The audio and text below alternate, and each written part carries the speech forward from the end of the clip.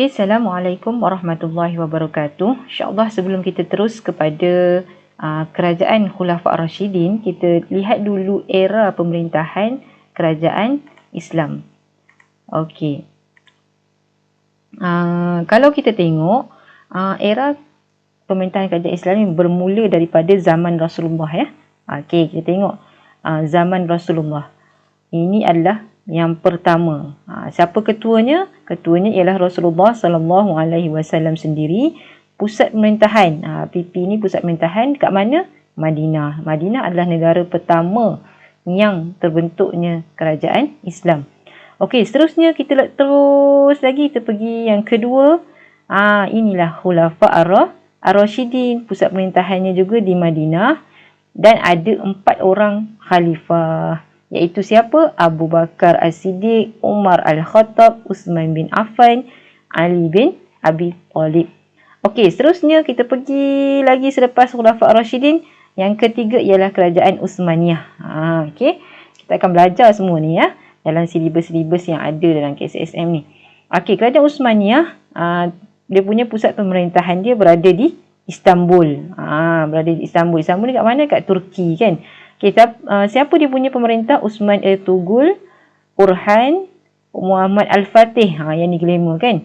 Kemudian Sulaiman Al-Qanuni. 4 orang lah, sebenarnya banyak. Tapi 4 orang ni kita kata yang utama dalam kerajaan Uthmaniyah. Okey, kita pergi lagi seterusnya kepada kerajaan Abbasiyah. Okey.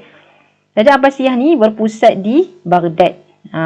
Okey, kita boleh tengok dalam peta ni, cari kat mana letaknya Baghdad. Itulah kerajaan Abbasiyah. Yang mana kerajaan Abbasiyah ni diketuai oleh ramailah kita kata khalifahnya, tetapi ini yang kita kata menonjol semasa kerajaan Abbasiyah, iaitu pengasasnya sendiri Abu Abbas As-Saffah, Abu Ja'far Mansur, Harun Ar-Rasyid dan Abu Ja'far Ma'mun.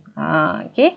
Kemudian terus pergi kepada kerajaan Islam yang terakhir, walaupun ada dicatat ya, ada beberapa juga kerajaan-kerajaan kecil kita panggil ya.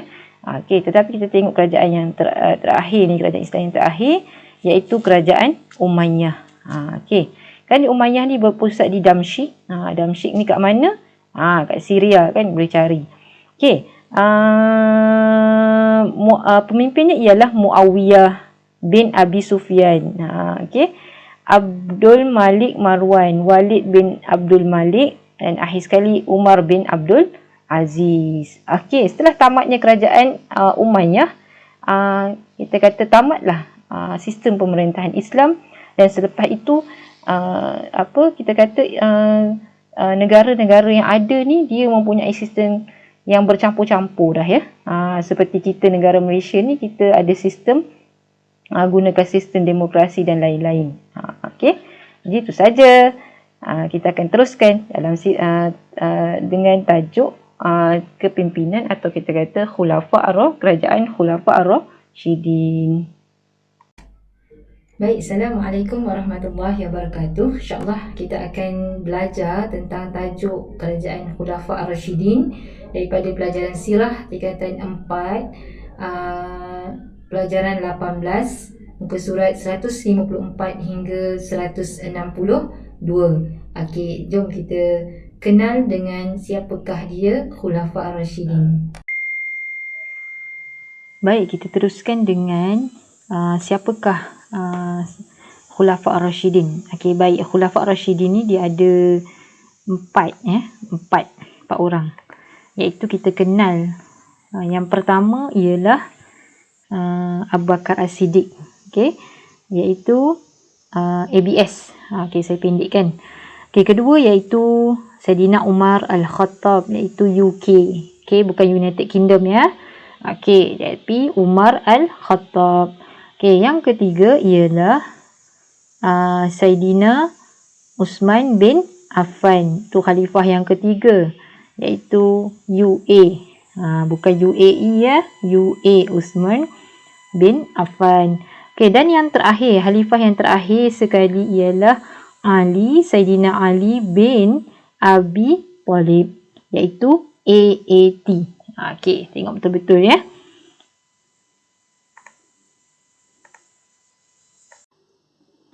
Okey, insya-Allah kita akan teruskan dengan mengenali ciri kepimpinan Khulafa Ar-Rasyidin, iaitu Abu Bakar As-Siddiq, Umar Al-Khattab, Uthman bin Affan dan juga Sayyidina Ali bin Abi Thalib.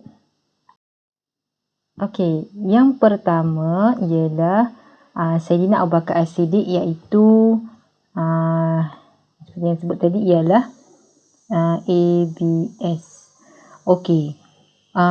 Ciri kepimpinan dia yang pertama ialah tegas. Okey, itu biasalah daripada seorang pemimpin kan. Okey, peristiwanya tegas ini iaitu memerangi golongan murtad. Beliau telah memerangi golongan murtad, kemudian nabi palsu dan juga golongan yang enggan membayar zakat pada waktu pemerintahan beliau. Okey. Dan sangat tegas dengan tiga golongan ini yang sebenarnya boleh mengganggu kepimpinan negara pada waktu itu. Okey, seterusnya yang kedua, mengamalkan konsep syura. Syura ni ialah kita kata mesyuarat. Okey.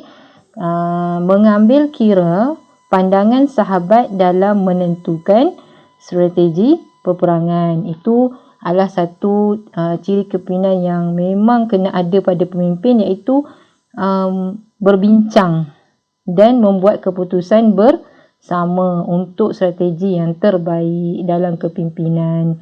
Okey, seterusnya Sayyidina Abu Bakar juga sangat berpandangan jauh. Okey. Yang inilah yang sangat memang jauh sehingga kita lah menikmati hasilnya, iaitu mengarahkan Zaid bin Sabit mengetuai usaha menghimpunkan tulisan ayat Al-Quran kerana ramai penghafaz terkorban pada waktu itu dalam peperangan Yamamah. Okey, maksudnya Abu Bakar dah nampak dah, okey, para penghafaz Quran ni terkorban. Yang dikatakan 70 orang lebih pada waktu itu terkorban. Maka cepat-cepat Sayyidina Abu Bakar ni mengarahkan Zaid bin Sabit untuk berusaha mengumpulkan sebanyak-banyaknya semua tulisan-tulisan Al-Quran bermula ya. Okey, dan yang terakhir, okey, menguruskan tindakan Rasul setia ya. Setia, kita kata setia. Okey, meneruskan tindakan Rasulullah untuk menghantar Usamah bin Zaid sebagai panglima angkatan tentera Islam kepada kerajaan Ghassan kerana telah membunuh utusan Rasulullah. Maksud dia, sekalipun perkara itu berlaku pada zaman Rasulullah, tapi Abu Bakar ni setia meneruskan perkara tersebut kerana sewaktu kerajaan Ghassan ni telah membunuh utusan Rasulullah yang hanya untuk menyampaikan dakwah sahaja sebenarnya kan, tapi dibunuh. Maka Abu Bakar meneruskan menghantar utusan untuk menuntut bela atas kematian utusan tersebut. Okey. Okey, seterusnya Sayyidina Umar bin Al-Khattab, iaitu UK. Iaitu UK tadi nama pendeknya. Okey, sama juga baginda seorang yang tegas menggantikan kepimpinan Khalid Al-Walid dalam panglima tentera Islam dengan Abu Ubaidah semasa peperangan Yamamah. Okey, maksudnya tegas ni dari sudut walaupun Khalid Al-Walid itu seorang yang layak juga, tapi waktu itu tidak sesuai, maka digantikan dengan Abu Ubaidah. Tegaslah untuk menjamin kecemerlangan ataupun kita kata kedudukan tentera Islam pada waktu tersebut. Okey, berfikiran terbuka, bersedia ya. Sayyidina Umar Al-Khattab ni memang dia ada sikap berfikiran terbuka, yang mana peristiwanya sebelum beliau menjadi khalifah, iaitu bersedia ditegur oleh Rasulullah SAW atas apa-apa perkara, dan juga beliau menerima pendapat daripada para sahabat, contohnya tentang pembebasan tawanan perang Badar. Okey, seterusnya nombor 3, cekap. Okey, kecekapan Sayyidina Umar ni terbukti dalam suatu pentadbirannya. Beliau menubuhkan Majlis Syura dan beberapa jabatan baru contohnya masa tu cukai dan lain-lain lah. Okey, kemudian mengemas kini Baitul Mal. Segera waktu dia Kemudian membahagikan wilayah Islam kepada bahagian-bahagian pentadbiran, yang mana setiap pentadbiran itu diletakkan gubernur yang sesuai atau kita panggil cekap lah, supaya Khalifah Umar ni tidak terlepas pandang pada mana-mana rakyat yang mengalami kesusahan, sebab wilayah Islam akan semakin membesar kan. Okey, dan akhir sekali kita kata adil. Okey, adil ini dari sudut menjaga kebajikan rakyat. Kita kan Khalifah Umar ni terkenal dengan satu kisah di mana beliau pernah menyamar sebagai rakyat biasa. Kemudian keluar pada waktu malam meninjau keadaan rakyatnya, sehingga terdapat sebuah rumah kan yang tengah di mana dalamnya ada seorang perempuan yang tengah memasak batu untuk anaknya yang sedang lapar. Apa yang Sayyidina Umar buat akhirnya? Pergi sendiri cari gandum, kemudian masakkan, dan terkejutlah rakyat tersebut ataupun perempuan tersebut bahawa yang masak, yang bantu tu sebenarnya Amirul Mukminin sendiri, khulafah pada waktu itu, khalifah pada waktu itu. Okey, yang seterusnya ialah Saidina Uthman bin Affan, iaitu khalifah yang ketiga, iaitu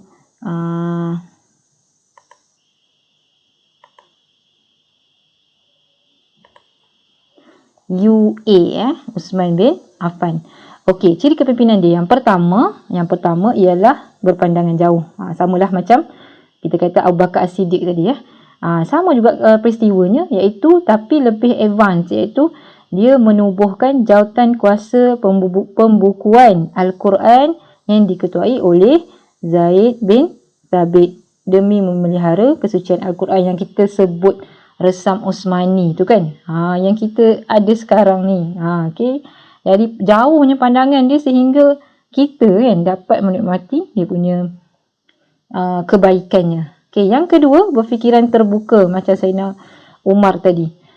Tapi peristiwanya ialah melonggarkan syarat penggunaan harta Baitul Mal.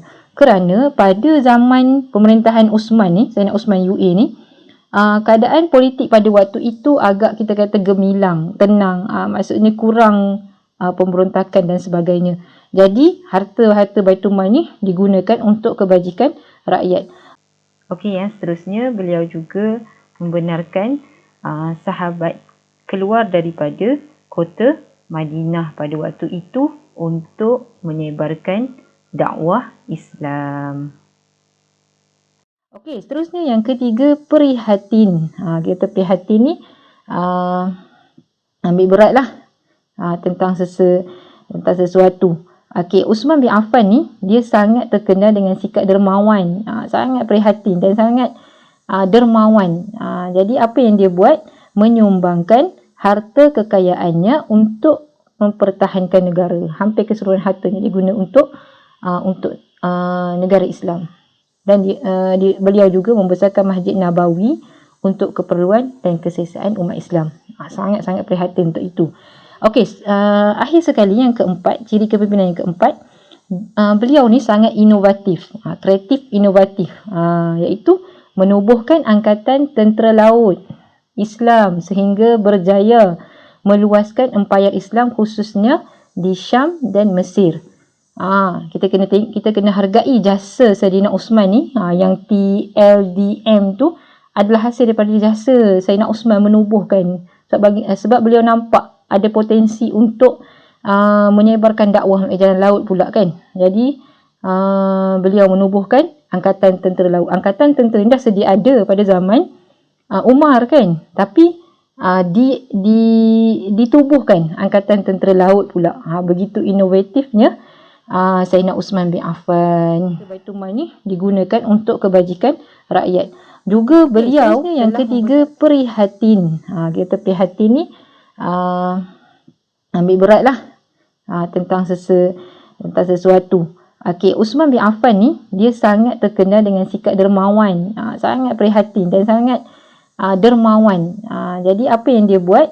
Menyumbangkan harta kekayaannya untuk mempertahankan negara. Hampir keseluruhan hartanya diguna untuk negara Islam. Dan beliau juga membesarkan Masjid Nabawi untuk keperluan dan kesesiaan umat Islam. Sangat-sangat prihatin untuk itu. Okey, akhir sekali yang keempat, ciri kepimpinan yang keempat, beliau ni sangat inovatif, kreatif inovatif, iaitu menubuhkan angkatan tentera laut Islam sehingga berjaya meluaskan empayar Islam khususnya di Syam dan Mesir. Kita kena hargai jasa Saidina Osman ni, yang TLDM tu adalah hasil daripada jasa Saidina Osman menubuhkan, sebab beliau nampak ada potensi untuk menyebarkan dakwah melalui jalan laut pula kan. Jadi beliau menubuhkan angkatan tentera laut. Angkatan tentera ni dah sedia ada pada zaman Umar kan, tapi ditubuhkan angkatan tentera laut pula. Begitu inovatifnya Saidina Uthman bin Affan. Okey, yang seterusnya dan yang terakhir ialah Saidina Ali bin Abi Talib, iaitu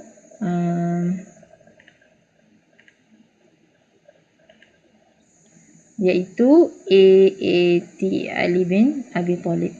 Okey, kita tengok kepada ciri kepimpinan yang pertama, iaitu berilmu.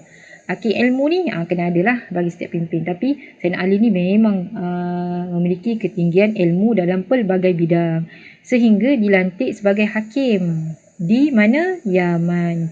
Kalau kita tengok Saidina Ali ni, kalau kita tengok daripada kecil dia sampailah dia menjadi khalifah, Saidina Ali ini dia duduk bersama dengan Rasulullah SAW, sehingga ada kata-kata yang mengatakan bahawa Rasulullah adalah satu gedung ilmu dan kuncinya ada pada Saidina Ali. Maksudnya tanyalah dengan Saidina Ali apa pun, mesti Saidina Ali ni tahu. Sebab Saidina Ali ni dari kecil kan dia duduk dengan Rasulullah SAW.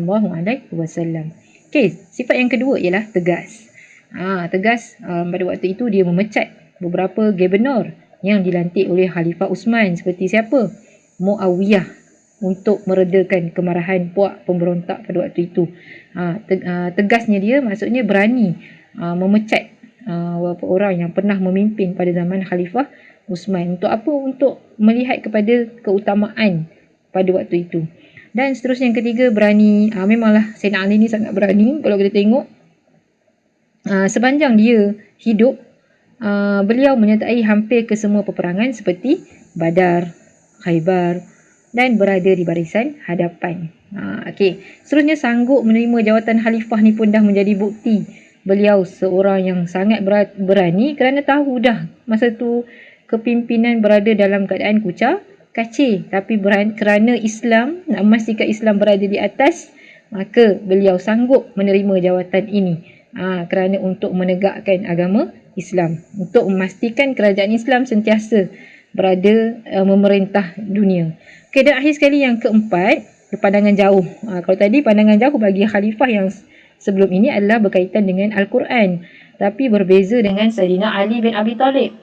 Beliau menangguhkan hukuman qisas, iaitu hukuman bunuh balas terhadap pembunuh Khalifah Uthman bin Affan. Khalifah Uthman bin Affan ni dibunuh oleh pemberontak pada waktu itu, kerana Ali melihat keadaan negara pada masa itu dikuasai oleh puak pemberontak yang perlu diselesaikan terlebih dahulu daripada hukuman terhadap pembunuh Khalifah Uthman ni.